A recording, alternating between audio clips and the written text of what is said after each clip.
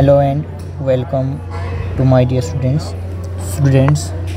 In this video lecture today we are going to discuss about biomolecules, right? So what are biomolecules and what are the topics which we have to learn in this chapter? Okay, bio means living. Okay, bio, the word bio means living, and the molecule means chemical. It means the chemicals which are present in the living thing are the chemicals which build up the living system are known as biomolecules, right? So these biomolecules are the organic compounds which builds up the living system, right, and are responsible for their growth and maintenance, right? This is the definition of biomolecule. Actually, these biomolecules are also the organic compounds which build up the living system and are responsible for their growth and maintenance, right? Now, what is the branch of chemistry called in which we study about biomolecules? That branch of chemistry is known as biochemistry, right? So what is biochemistry? It is the branch of chemistry which studies the chemical changes in the living system, or we can say which studies about biomolecule, that branch is known as biochemistry, right? And we know the living system is made up of very complex molecules, and these complex molecules, it includes the carbohydrates, it includes the proteins, it includes the nucleic acids, it includes the lipids, vitamins, hormones and enzymes. These all are the complex molecules, right, which we call as biomolecules, which make the living system, right? In simple words, in carbohydrate we have to learn about carbohydrates, we have to learn about proteins, nucleic acids, lipids, vitamins and hormones, also enzymes, right? We will start with carbohydrates. Now, what are carbohydrates? Carbohydrates are the optically active polyhydroxyaldehydes or ketones, right? Or we can say these are the substances which yield these optically active polyhydroxyaldehydes or ketones on hydrolysis. They are called carbohydrates. This is the definition of carbohydrates, right? Now, classification of carbohydrates based on hydrolysis. These are of three types. Okay, first is monosaccharide, right? As the word saccharide, in Greek word saccharon means sugar, right? So monosaccharides, these are the simplest carbohydrates which cannot be hydrolyzed to smaller molecules, right? Their general formula is CH2O whole n, where the value of n ranges from 3 to 7, right? And for example, if we take the value of n equal to 3, we will get C3H6O3. This is also the carbohydrate, right? For example, we have glucose, we have fructose, we have ribose.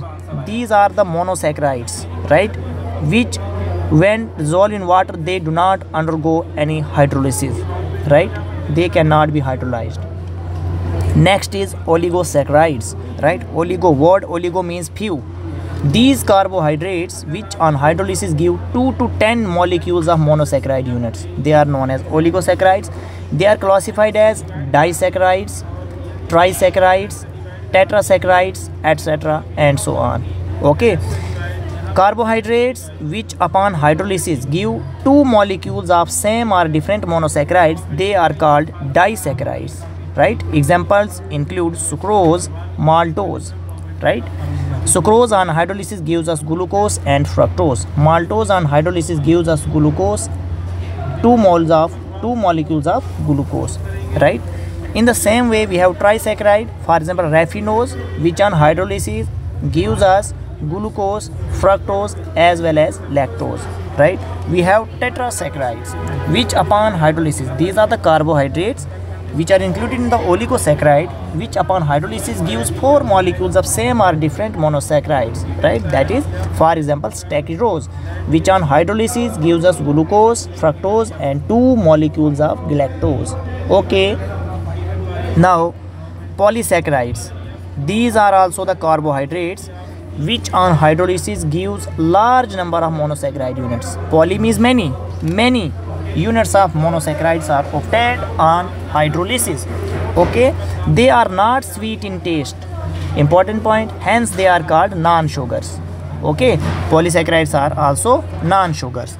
Examples include, we have starch, we have cellulose, we have glycogen, okay, we have gums. These are the polysaccharides. Now the classification based on reducing property. Okay, classification of carbohydrates based on reducing property. We have reducing sugars and non-reducing sugars. So what are reducing sugars? Those carbohydrates in which aldehydic or ketonic group are free and are capable of reducing Fehling solution or Tollens reagent, they are also known as reducing sugars. Now what are non-reducing sugars? Those carbohydrates in which aldehydic or ketonic group is not free and are not capable of reducing Fehling solution or Tollens reagent. For example, we have sucrose, starch, cellulose, glycogen. These are non-reducing carbohydrates, right? These are non-reducing sugars. And we have monosaccharides like glucose, fructose, ribose. These are reducing sugars, right? Now, monosaccharides, they are classified on the basis of functional group present in them. If the functional group present is aldehydic, they are known as aldose. If the functional group present is ketone, they are known as ketose, right?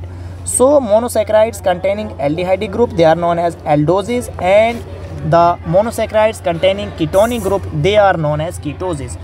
If the aldose contains 3 carbon, it is called aldotriose. If the aldose contain 4 carbon, it is called aldotetrose. 5 carbons, it is called aldopentose. 6 carbons, it is also called aldohexose. For example, we have glucose, right? In the similar way, ketose containing 3 carbon, it is known as ketotriose, ketotetrose, ketopentose, ketohexose. We have best example, that is fructose. Okay, now we have glucose. We will start with introduction about the glucose, right? It is aldohexose. First point, it is also known as dextrose. It is dextrorotatory, right? Its molecular formula is C6H12O6. Okay, it can occur freely as well as in combined form in nature. Okay, it is present in sweet fruits, honey, and ripe grapes, right? That's why glucose is also known as grape sugar, right? Now the properties of glucose. Now first of all, we have preparations of glucose, right? From sucrose. Sucrose is also known as cane sugar. This is laboratory method. How we can prepare glucose in lab. Glucose can be easily obtained in the laboratory by the hydrolysis of alcoholic solution of cane sugar. That is sucrose with dilute HCl or H2SO4 at 50 degree centigrade to give glucose and fructose in equal amount, right? This is the reaction. This is cane sugar, sucrose, hydrolysis in acidic medium. We will get glucose and fructose in equal amounts. This is the preparation of glucose in lab, right? Next method, from starch, right? On large scale, glucose is obtained by hydrolysis of starch by boiling it with dilute H2SO4 at 393 Kelvin under pressure, right? This is the general formula of starch, C6H10O5 n times. We will hydrolyze it with n times water molecules, acidic medium. This is the temperature 393 Kelvin and 2 to 3 atmosphere pressure. We will get n times glucose molecule, n times, right? So this is second method of preparation of glucose.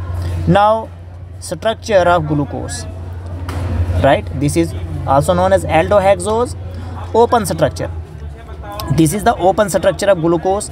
We have at the top CHO group, which is aldehyde group, and this is 1 degree alcoholic group CH2OH, and we have 2 degree alcoholic group. This is alcoholic group 2 degree, this is 2 degree alcoholic group 2 degree and 2 degree, 2 degree alcoholic group. Or we can write glucose structure in this way: CHO, CHOH 4 times, right?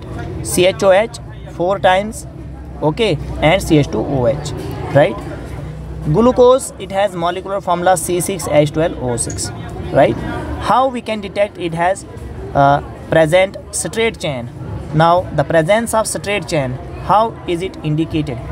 We will react glucose with HI, right? Glucose when heated with HI, hydrogen iodide or hydroiodic acid, for a long time, it forms normal hexane, which shows that all the 6 carbon atoms are linked in straight chain in the glucose, right? This is the glucose, right? When it is reacted with hydroiodic acid and heated, the reduction takes place and we get normal hexane, right?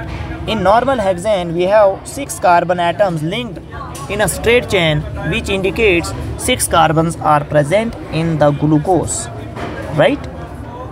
Now we have configuration of glucose, right? Configuration of the glucose, right? Glucose has molecular formula C6H12O6. Now Emil Fischer was the chemist, right, who gave us Fischer projection formula to represent glucose, right? This is the open chain structure of glucose. Emil Fischer uses the Fischer projection formula, give the Fischer projection formula to represent this glucose, right? He draw the structure of glucose in this manner: CHO group here at the top, and this is CH2OH group, right? We will represent this by line, right? These carbon atoms. This is second carbon, this is third, this is fourth, this is fifth, and this is sixth. We will write OH here, H here. Next time H here, OH here. OH and OH here, H and H here, right? So this is the Fischer projection formula of glucose, and this is gluconic acid in the Fischer projection formula, right? We will represent carbon with line here, with dot, okay? Now dextrorotatory, glucose is dextrose, that is dextrorotatory, we will represent positive here, and the OH is on the right side, so it is D, capital D written here, this OH, right? Capital D and capital L notation. D and L before the name of compound commonly indicates the relative configuration of particular stereoisomer.